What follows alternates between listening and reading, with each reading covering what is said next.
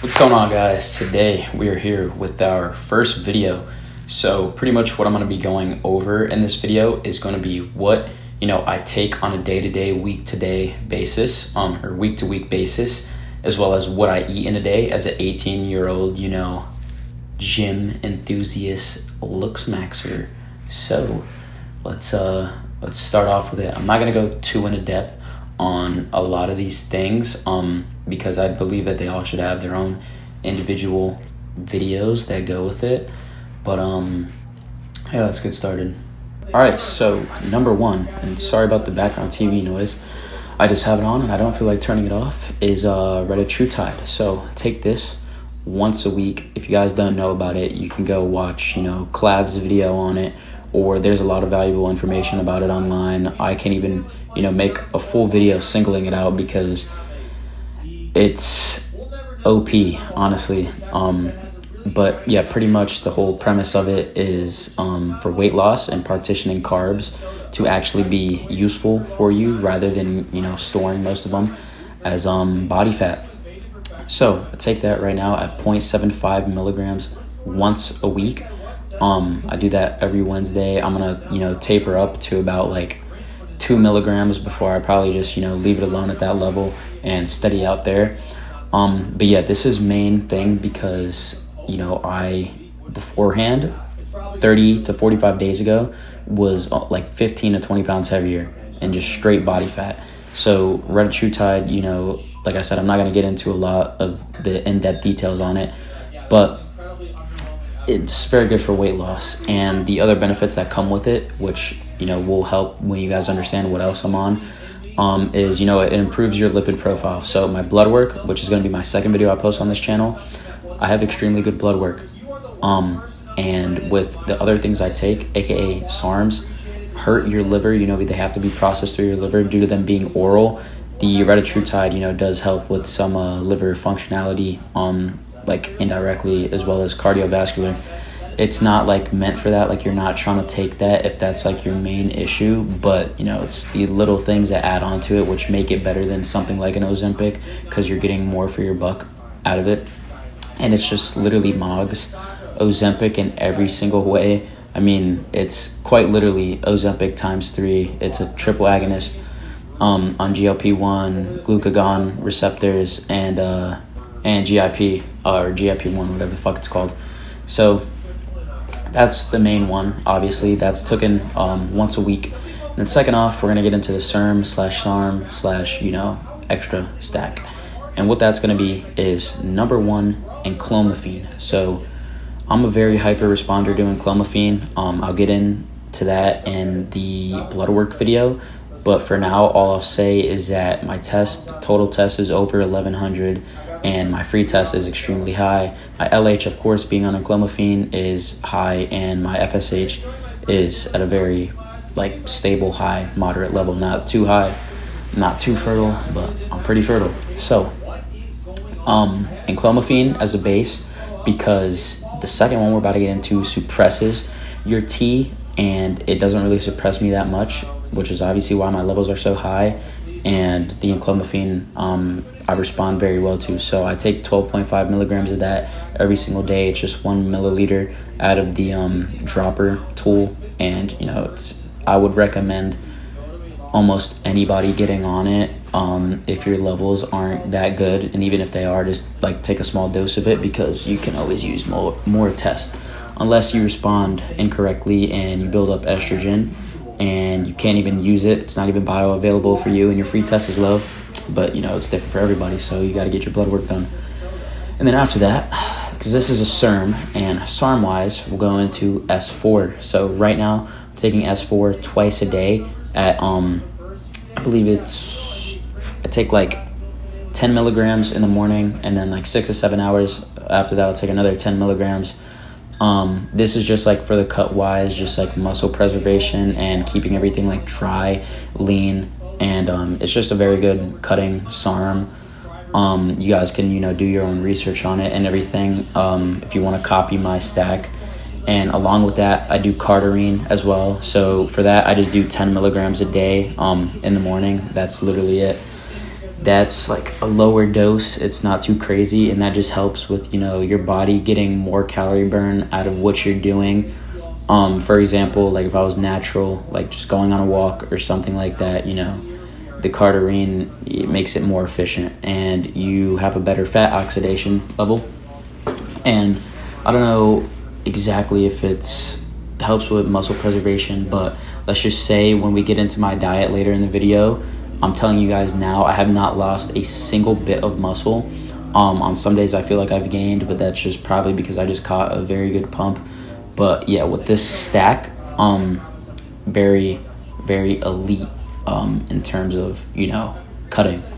And I feel great on it. My blood levels are fucking amazing, as I just told you guys my test, and we'll get into everything else blood level related in another video, because I believe that should just be separate from this. But other than that, supplement wise, vitamins, because my diet is like cut based, I can't get a lot of nutrients out of food. So right now I'll just supplement magnesium every night. D3K2, obviously that's a go-to every single morning. And then some type of like NAC, liver functionality health, is always good to throw in there, especially on SARMs, and then throw that in with the Reta. It's, I mean, pretty good. Like my blood work, as I said, is really good, so I don't really need anything other than that. Now sure, I could be adding in zinc, I could add in, you know, a few other things, but it's not going to make that much of a difference. So I'm not really too like crazy on taking more and more of that. And other than that, take one of these every once in a while right here. If you guys could see, honey packet, I mean, that's just goes hand in hand with this. There's another supplement. Every single day, got to take your P5P. I do that 50 milligrams every single morning. The dopamine, like, not sensitivity, but regulation on that is like very good. You know, it's not that noticeable, but it's definitely something. And the main purpose of it, obviously, lowering prolactin. You know, if you know, you know.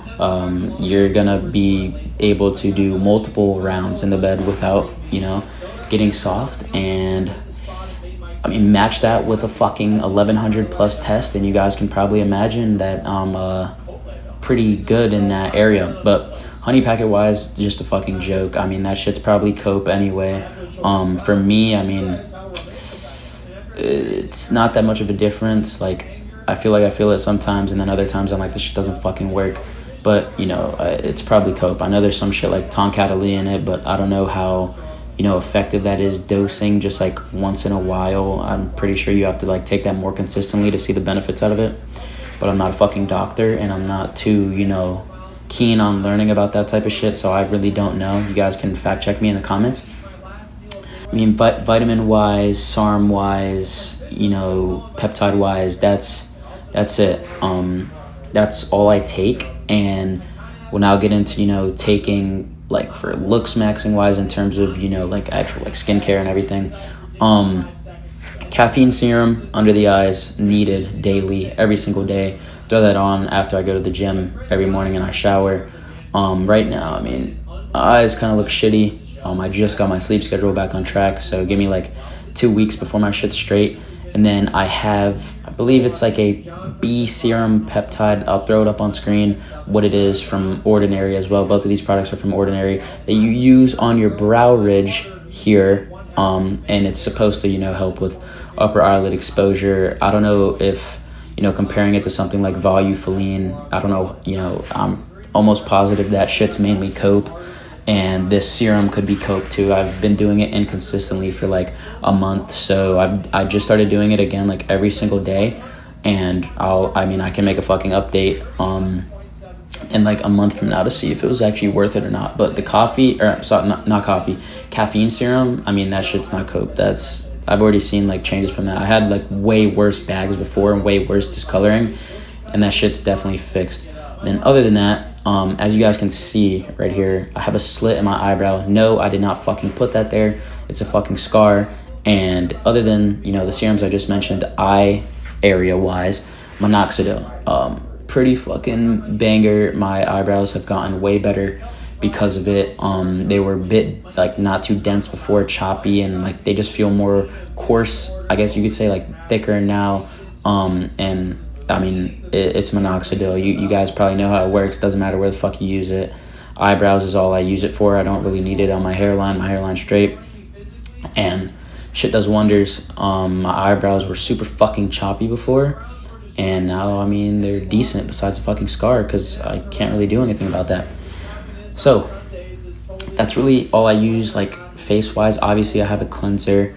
I just use like a CeraVe cleanser, and I'm about to start doing retinol because I feel like the texture of my fucking skin could be way better. So I'll do an update on that in like a month or two as well. Let you guys know how that worked. But yeah, I mean, other than that, you know, just stay cleanly groomed. I mean, my haircut, I mean, it's a bit young, so to say, but I'm rocking with it right now, so it's fun. It's not too bad.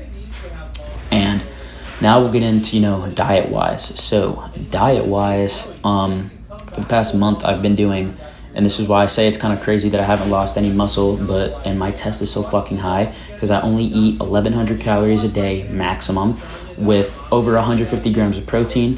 Carbs, keep it around like 55 grams, and that's all pre-workout. Please do not fucking fuel your body with carbs as a fucking reliable energy source outside of that, because you don't fucking need it. Like, it's good for pre-workout because you're gonna get a fucking a way better pump. Like you're gonna be replenishing muscle glycogen. So yeah, carbs all pre-workout, 55 grams of those. Try to keep it, like, not try, but literally all pre-workout, because other than that, you don't need fucking carbs. I mean, it's just pointless. It stops your fat burning. I mean, obviously on Reta, it's a different story once your body's fully kicked with it, because you're going to use it mainly for muscle glycogen. Insulin sensitivity is going to be way better, so you're not stopping fat burning. But for 99% of you who are not on Reta, please just do carbs only pre-workout. And I'm still only going to do carbs pre-workout moving forward, because there's just no fucking need for them otherwise. Other than that, sugars, obviously that's the same shit, fucking carbs. Other than that, fats, just try to keep as low as possible. My diet is obviously lean as fuck for me to get that much protein in at that calorie rate, so I can't really have a lot of fats as much as I'd like to get some more vitamins in, but we'll pick that back up when I go back to maintenance, which with my test being already this fucking high, who knows what it's going to be on maintenance. But anyways, the real kicker is fucking sodium and potassium. Obviously, you want to keep a 3+ to 1 potassium to sodium ratio every single day. Body Light, or fucking not Body Light, Body Armor fucking lights. These shits are literally a fucking game changer. It's 20 calories for fucking almost 1,000 milligrams of potassium. And you mix that in with, you know, the fucking potassium you're getting from your meats and shit, which is not like a lot, but I mean, mix it in. Because my pre-workout is, to get into depth and everything, fucking 13 gummy bears, Haribo gummy bears, and a banana. So I mean, mix that in there. I get more than enough fucking potassium to sodium ratio. I'll sometimes have 2 of those in a day, depending on how much sodium intake I have, because I mean, it varies depending on like how I season my meat and shit. But yeah, protein wise, for me to get that at this calorie rate, you guys can probably already fucking assume it's just chicken breast, sometimes ground turkey, 99% lean. It's boring as fuck, especially on the Reta. I don't even want to fucking eat it, but I have to, so it gets fucking boring at times. But I'll switch it up. I'll do thin sliced chicken breast, or fucking chicken breast tenderloins, or just chicken breast in general, or cubed. It's the fucking sacrifice you gotta make. It's not that bad. It just gets fucking boring. And then I'll throw in Coop's honey mustard. That shit's low-key OP. Fucking 1 serving is only 5 calories. The sodium's not bad at all. So, I mean, those, like, if I use a lot of that, that's when I'll throw in a second Body Armor. But other than that, I mean, yeah, like, right now, I'm, like, not fully de-bloated, because I haven't been fucking really, like, that locked in the past few days, like, potassium-wise and getting enough water in. But my diet's still, like, locked the fuck in terms of, like, calorie and protein wise. So yeah, that's pretty much everything that I take in a day, and, you know, use, like, facial wise, diet wise, all those protocols. So hopefully you guys fucking enjoy this shit. If you want more content, blood work video would be second video. And then from there, you know, we'll just take it as is, because who knows, shit might flop. But yeah, I'll give you guys some fucking look arounds for some fucking BP edits before I go. And then I'll sign out.